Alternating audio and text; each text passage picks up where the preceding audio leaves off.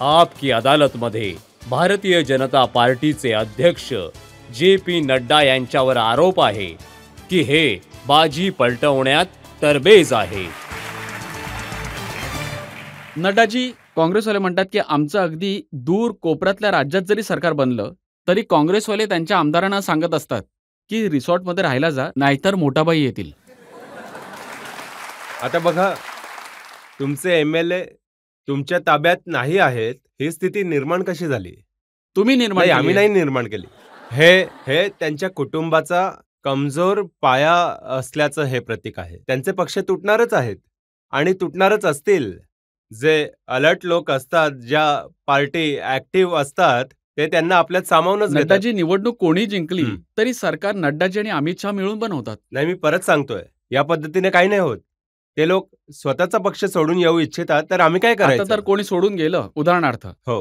निवडणूक झाली, हं. निकाल लागले, हो. काँग्रेस कम्फर्टेबल मेजॉरिटीने जिंकली. हो. पण रात्री डिस्कशन सुरू झालं, आमदारांना कोणत्या रिसॉर्टमध्ये ठेवायचं. सकाळी मोठा भाई आला तर याचा अर्थ त्यांचे आमदार त्यांच्या नियंत्रणात नाही आहेत, म्हणून त्यांना रिसॉर्टमध्ये ठेवावं लागतं. आमच्या आमदारांना का नाही ठेवावं लागत? कोणीही जा, कुठेही फिरायला जा. सर्वांना माहिती आहे की पंतप्रधान मोदीजींच्या नेतृत्वामध्ये जे ठरलंय ते आपल्या सर्वांना पुढे न्यायचंय. त्यामुळे आमच्याकडून तर आता ते कोणीही जात तुमचं नाही. होम स्टेट आहे. तुम्ही हिमाचलमध्ये सरकार चालू द्याल त्यांचं नाही, की आम्ही नाही? तर चांगल्या प्रकारे चालवू देऊ. आम्ही तर सांगितलंय की आम्ही तुम्हाला सहकार्य करू, पण तुम्ही तुमचा स्वतःचा परिवार चांगला ठेवू शकता, या गोष्टीची काळजी तुम्ही स्वतः करा. आता हे ऐकून उलट नाही, शंका नाही, वाटते. अजिबात नाही. नाही, म्हणजे त्यांनी त्यांच्या पद्धतीने जावं, त्याविषयी मी काय बोलू?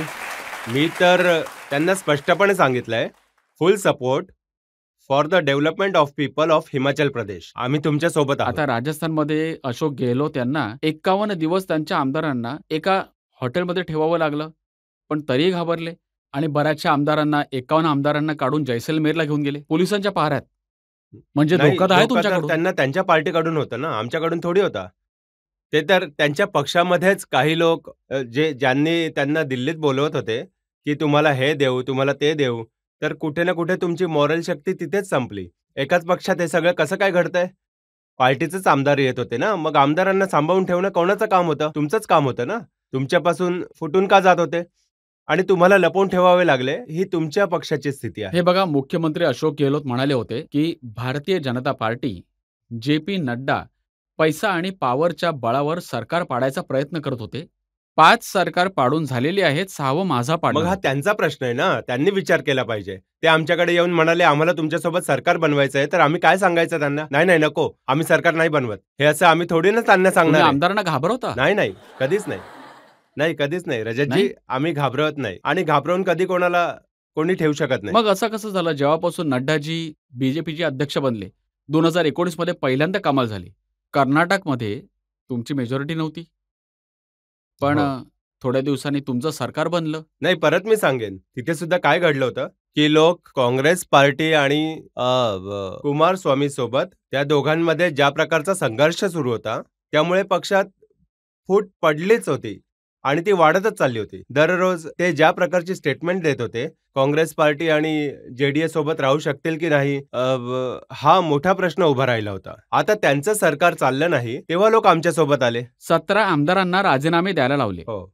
ते तर तुम्हीच द्यायला लावलेत ना? नाही, त्यांना आमच्यासोबत यायची त्यांची इच्छा होती, पण कायदा परवानगी देत नव्हता. त्यामुळे कायद्यानुसार त्यांना राजीनामा द्यावाच लागणार होता. पण तुम्ही हे बघा ना, त्यांची इच्छाशक्ती किती प्रबळ झाली होती की निवडून आलेले आमदार राजीनामा देऊन आमच्यासोबत यायला तयार होते आणि आमच्याकडनं निवडणूक लढवून जिंकून परत ते विधानसभेत गेले आणि सरकारमध्ये सहभागी आणि झाले. हीच इच्छाशक्ती मध्य प्रदेशमध्ये दिसली. हां? तिथेही आमदारांनी राजीनामे दिले. तर काँग्रेसचं बहुमत असलेलं सरकार तुम्ही मी पाडलं. परत तेच सांगेन. यामध्ये रजतजी, समजण्याची गोष्ट ही आहे की पार्टीमध्ये तुमची अंतर्गत लोकशाही एवढी संपुष्टात आली आहे. पार्टीमध्ये आपसात चर्चा होणं जेव्हा बंद होतं की तुमचे 20-20 आमदार, 15-15 आमदार आमदारकीचा राजीनामा देऊन भारतीय जनता पार्टीमध्ये प्रवेश करून भारतीय जनता पार्टीच्या तिकिटावर लढून ते सरकारमध्ये सामील व्हायला तयार आहेत. जर त्यांची इच्छाशक्ती एवढी प्रबळ असेल, तर यामध्ये माझ्या यशापेक्षा त्यांचं अपयश आहे की नाही की त्यांना सोडून लोक सरकारमध्ये सामील झाले? आता असे लोक आमच्यासोबत येतात, तर आम्ही त्यांना जोडतो. मी पार्टीची साथ देत गेलो, काँग्रेसच्या आमदारांना BJPत सामील करत गेलो.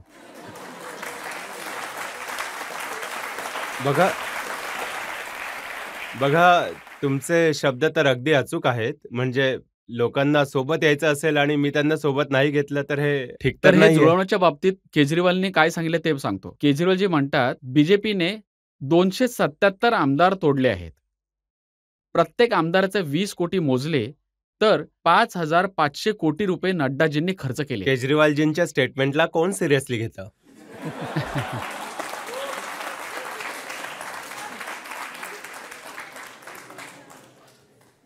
कोणालाही स्वतंत्र भारतात कोणत्याही नेत्याला बोर्ड घेऊन चालावं लागत असेल की मी कट्टर इमानदार आहे, हा पहिला नेता मी पाहिला जो अशा प्रकारे बोर्ड घेऊन चालतो.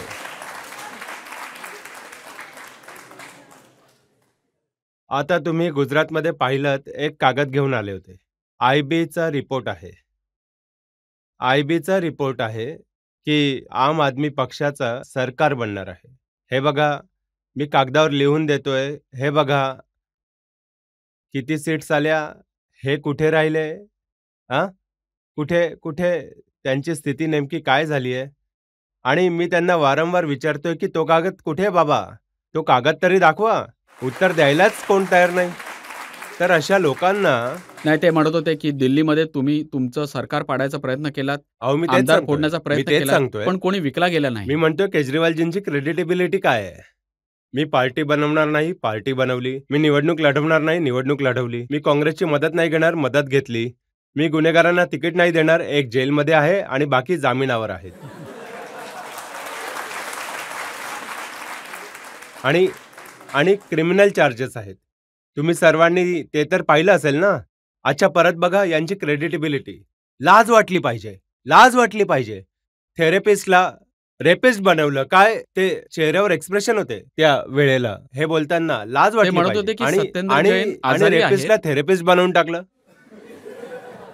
ही अशा प्रकारची माणसं आणि सत्येंद्र जैनचे बाकी उपद्व्यात तुम्ही ते पाहिलेच म्हणत होते असतील. की ते आजारी आहेत, त्यांना थोडी मालिशची गरज आहे. मग मला खात्री आहे ते जेलवाले मालिश तर करतच असतील. पण पण मला एवढंच सांगायचं आहे की कायदा वेशीवर टांगायचं काम आहे. आम आदमी पार्टीच्या लोकांनी प्रत्येक ठिकाणी हे केलं बघा, आहे. मनीष सिसोदियांवर वारंवार दावा करतात, त्यांच्यावर दारू घोटाळ्याचा आरोप लावले, हो. पण काहीही मिळालं नाही. 170 मोबाईल नष्ट करणं आणि तपासादरम्यान ज्या गोष्टी समोर आल्या आहेत, सगळ्या गोष्टी डिटेलमध्ये येतील. पण मला हे सांगायचं आहे, हेल्थमध्ये घोटाळा, शिक्षणात घोटाळा, दारूचा घोटाळा, ट्रान्सपोर्टमध्ये घोटाळा, दिल्ली जल निगममध्ये घोटाळा, नुसते घोटाळ्यांवर घोटाळे आणि कसलंच उत्तर नाही देते. कोणीही उत्तर देत नाहीये. कट्टर इमानदार असे नुसते बोर्ड घेऊन फिरतात. यावरून लक्षात येतं की त्यांनी कशा प्रकारे कट्टर बेईमानी केली आहे. या बातमीत किती तथ्य आहे की तुम्ही मनीष सिसोदियांना ऑफर दिलीत, आमच्या पक्षात ये, ईडी आणि सीबीआयच्या केसेस परत घे. प्रश्नच उद्भवत नाही, प्रश्नच येत नाही. अशा कट्टर लोकांना आम्ही का म्हणून घेऊ, जे भ्रष्टाचारी आहेत. अगदीच प्रश्नच नाही उद्भवत. न्यूयॉर्क टाइम्समध्ये छापून येते की शिक्षण व्यवस्था खूप चांगली आहे. शिक्षणाची अवस्था अशी आहे की प्रिन्सिपल नाहीयेत, शिक्षक नाहीयेत, वर्ग ढासळत आहे, ही अवस्था आहे. आणि दाखवलं काय जातंय, तर अशा लोकांना, जे लोकांना जनतेला भ्रमात ठेवतात, या लोकांचं खरं रूप, खरा चेहरा जनतेसमोर आणणं ही आमची पण जबाबदारी आहे. नड्डाजी, आम्ही ते तसंच तुम्ही करू. दिल्लीतल्या लोकांना खरा चेहरा दाखवू शकला नाही. हो दिल्लीत 3 वेळा त्यांनी तुम्हाला हरवलंय. हो ठीक आहे.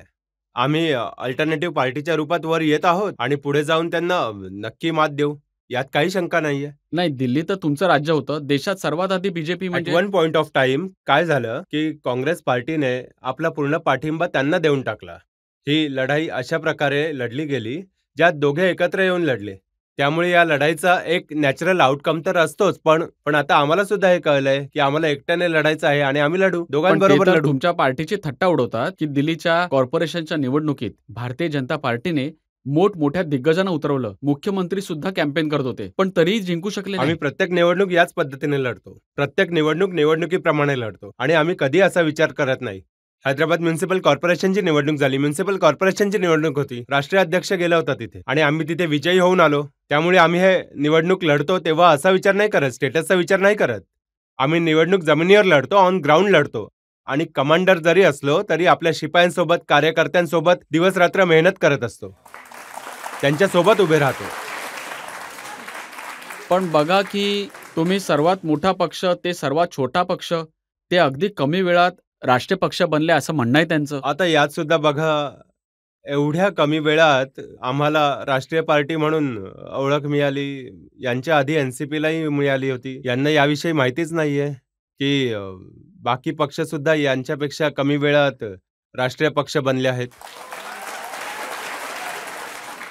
इलेक्शनमध्ये म्हणजे बंगालच्या तुम्ही अंदाज वर्तवला होतात की मोठ्या बहुमताने बीजेपी जिंकेल, तर मग तुम्हाला वाईट वाटलं असेल असा रिझल्ट लागला. तर तुमच्या घरातले सुद्धा कोणी म्हणजे बंगालचे आहेत, तुमच्या पत्नी आहेत, तर मग त्यांना तुम्ही कसं समजावलं? त्यांना हर्ट झालं असेल, त्या रागावल्या असतील, तर मग from 3 seats we went to 77 seats. आणि त्याच प्रकारे आमच्या मतांमध्ये सुद्धा खूप वाढ झाली आहे. आम्ही तिथले विरोधी पक्ष बनलो.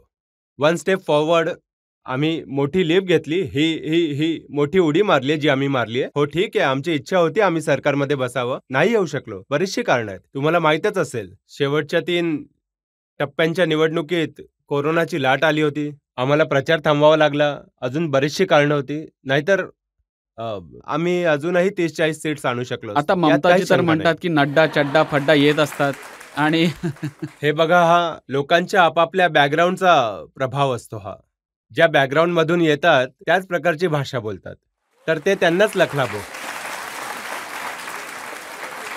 आम्ही तर ममताजींना सुद्धा कायम ममताजीच म्हटलं आहे. बंगालला जेवढं त्या ओळखतात तेवढंच बंगालला मी सुद्धा ओळखतो. हे तर त्यांनी सुद्धा लक्षात घेतलं पाहिजे, पण नाही घेतलं त्यांनी. यांनी जो प्रश्न विचारला होता, घरी ओरडा पडला का जेव्हा नाही. बंगालची निवडणूक हरलात?